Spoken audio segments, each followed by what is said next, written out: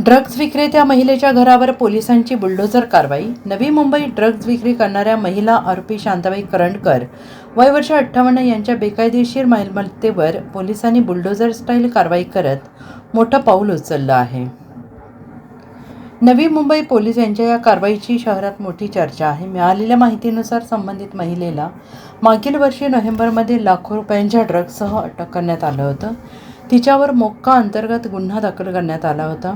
तपासादरम्यान उघड झालं आहे की आरोपी महिलेने ड्रग्जच्या अवैध व्यवसायातून मोठी संपत्ती उभी केली। त्याच पैशातून नवी मुंबईतील दिघा परिसरात सुमारे 32 लाख रुपयांचे घर खरेदी करून त्यावर 2 मजली बांधकाम करण्यात आले। या अनधिकृत बांधकामाबाबत सिडकोकडून आधीच नोटीस बजावण्यात आली, मात्र आदेशानंतरही जागा रिकामी करण्यात आली नव्हती। सध्या आरोपी महिला कारागृहात असून तिच्या कुटुंबियांनी घर रिकामी केले नसल्याने बुधवारी सकाळी पोलिसांनी घटनास्थळी जाऊन इमारत रिकामी करून घेतली।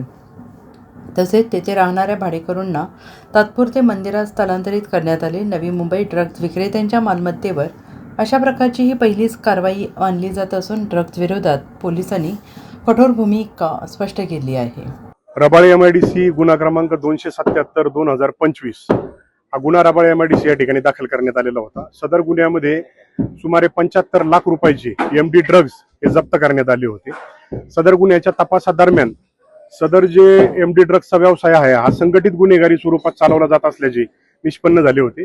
माननीय पोलीस आयुक्त सो यांच्या आदेशान्वये सदर गुन्ह्याला मोक्काची कलमवाढ करण्यात आलेली होती।